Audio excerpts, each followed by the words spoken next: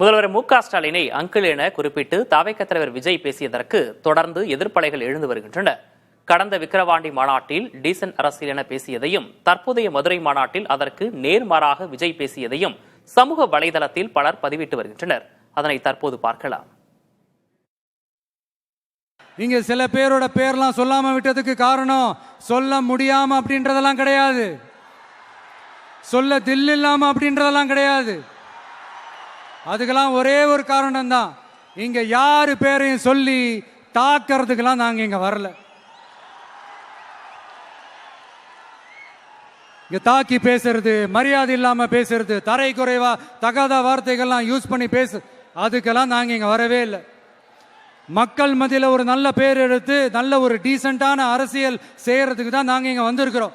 நாங்க ஏற்கனவே சொன்ன மாதிரி எங்களோட அரசியல் இனிமையா இருந்தாலும் சரி, ஐடியாலஜிக்கல் இனிமையா இருந்தாலும் சரி, டீசென்ட் அப்ரோச், டீசென்ட் அட்டாக்.